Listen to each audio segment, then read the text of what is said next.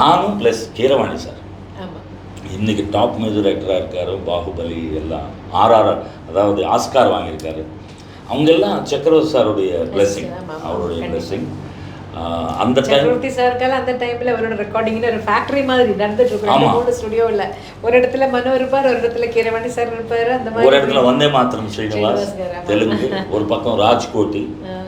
அவங்க மியூசிக்கில் நான் எனக்கு தெரிஞ்சு நான் ஃபஸ்ட்டு டைம் உங்ககிட்ட தெலுங்கில் பாடினது ராஜ்கோட்டி கிட்ட தான் நான் நினைக்கிறேன். அதாவது வீர விகார் அது வந்து சுன் சாய் பசுன் அப்படின்ற ஒரு ஹிந்தி பாட்டு. அவங்க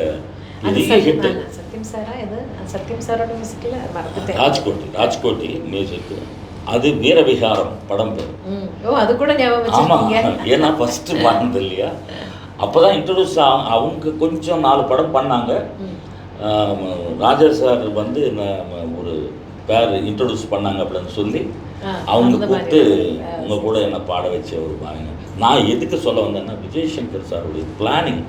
அதாவது இத்தனை வருஷத்தில் ஒரு ப்ரோக்ராம் நீங்கள் வந்து 2 இடத்துல கொடுத்துட்டு ஒரு இடத்துல சாரி சொல்லி பை மிஸ்டேக் இன்னொரு இடத்துக்கு நாங்கள் வந்து நடந்தது இல்லை. கடவுள் புண்ணியத்தில் இல்லை, எத்தனை பேர் அந்த மாதிரி மிஸ்டேக். அவரோட பிளானிங் தான். நான் 2 வாட்டி என்ன நடந்தது, ஒரு வாட்டி ஒரே டேட்டு 2 பேர் கொடுத்துட்டாங்க.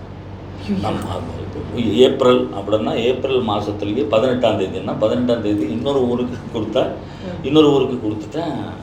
அவங்க அட்வான்ஸ் கொடுக்கும்போது வாங்கிட்டேன், ஒருத்தர் மறந்துட்டேன், நான் எழுத மறந்துட்டேன். 2வது உன்னி மேனன் சாருக்கு ஃபோன் பண்ணி லக்கியாக அவர் ஃப்ரீயாக இருந்தால் போனேன். ஸோ இந்த மாதிரி சுச்சுவேஷன்ஸை ஃபேஸ் பண்ணி 1, 2 நானே அனுபவிச்சிருக்கேன்.